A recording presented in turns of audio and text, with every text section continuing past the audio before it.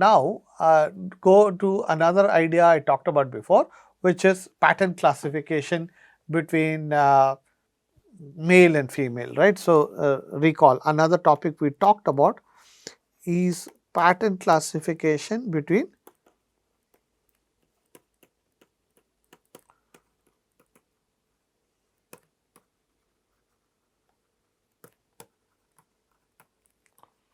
male and female.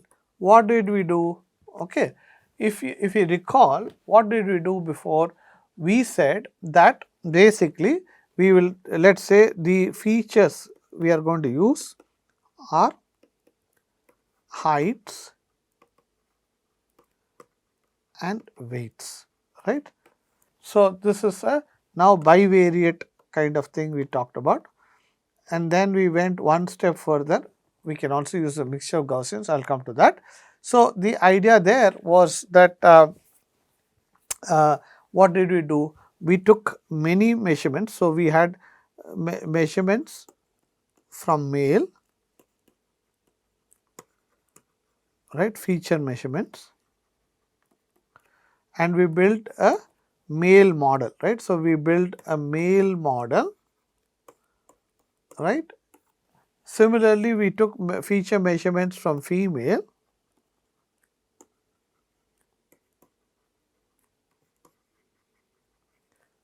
and then we did a female measurement and built a density function for that, right. This is, you could talk about a multivariate Gaussian or a bivariate Gaussian. Now, what can happen? I can expand this idea to saying that, let us say that I took a population between let's say Indians, okay, Indians and versus let's say Norwegians, Norway people, right. The reason is generally Indians are shorter, lean, I mean shorter, less heavier and so on compared to Norwegians, and another one could be the Pygmy population or something, right. So, Pygmy population, right. The Pygmies are there in the in Africa. They are much shorter, lighter kind of people, right.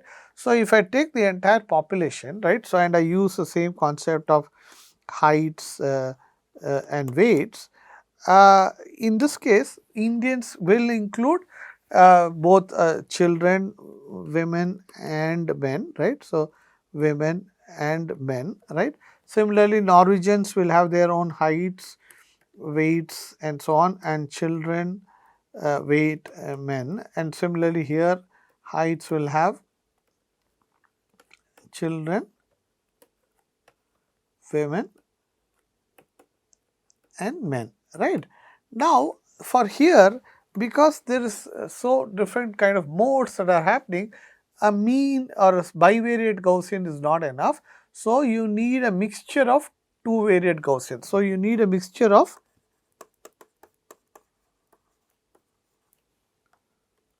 bivariate, right.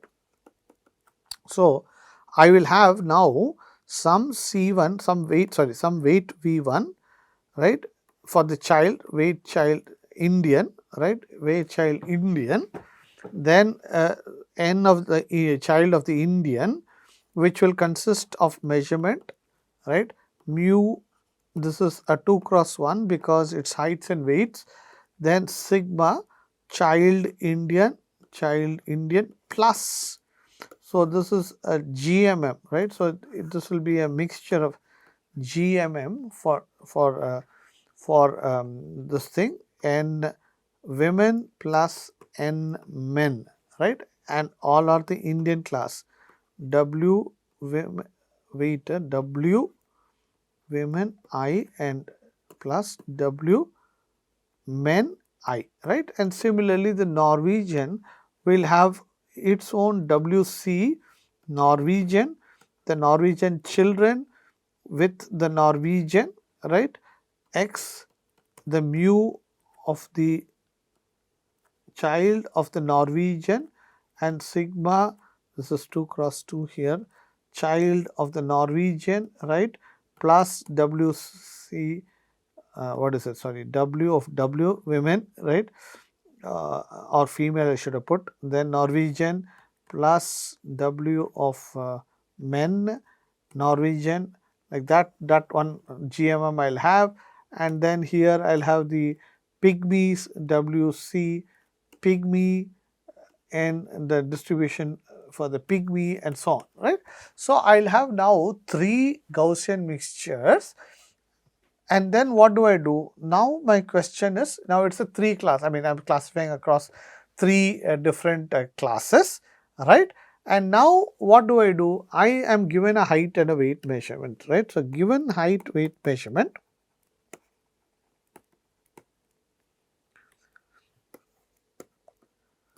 this is a test measurement. This is during inference. Test measurement. This is during inference. I don't know which category it belongs to, and my class is this person Indian, Norwegian, or Pygmy, something like that, right? Norwegians, by the way, are the tall, very tall guys, very hefty guys and all that. So that's why you have 3 different populations. So this is the kind of problem you can solve, right? Heights and weights, right? So this is exactly what we are going to do in speech also, right? So what are the important ideas that we did for the pattern recognition problem? First, we needed some kind of a feature, right? So we knew heights and weights are good, or you can even include chest measurements or something, right? To distinguish among the population itself, there are some differences because children are shorter, heavier, I mean men are taller. So that is why we need this mixture of Gaussians, right? So first is a feature, but the feature itself is going to have a mixture of Gaussians, right? Because the population itself has 3 different subsets of populations, like the distinct children have distinct, I mean different heights and weights compared to women, compared to men. And then between Indian and Norwegian, there is a distinct, the mean of the men of Indians are generally 5 feet 5, they will be around 5 feet 8. Women in Norwegian will be 5 feet 4. In India, it's only 5 feet 1 or something. And you go to Pygmy, the men height will be only 4 feet 5 or something. Women height are only 3 feet 9 inches, right? So there is a difference among the 3 populations between Indians, Norwegian, and the Pygmies. Within that itself, because there are children, women, and men, you get multiple modes, right? So if you look at the height itself, what did you say that we might get some multiple modes like this, where one can be for corresponding to the men, one can be for women, and the other could be for children. But now we are looking in this is height, but if I look at and some kind of histogram, if I had drawn for height, it would have been looking like this. But if it's height and weight, I draw in 2D. Right? If it's 3D with chest measurement, it's in 3D, and after that you cannot imagine, right, or visualize at least, right? And so therefore we have to use multiple, I mean big Gaussians with a large dimensional features, right?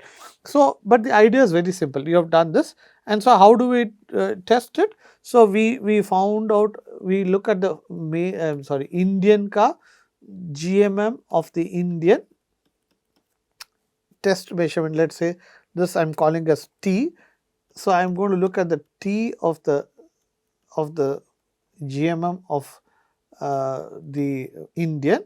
Then I am going to look at the GMM, the model for Norwegian, for the same test, right? So this is test, right, with some parameters of the Indian, with some parameters of the Norwegian, right? And this is the GMM of the Pygmy for the same test for the parameters of the Pygmy, and whichever is more likely or probable, I am going to say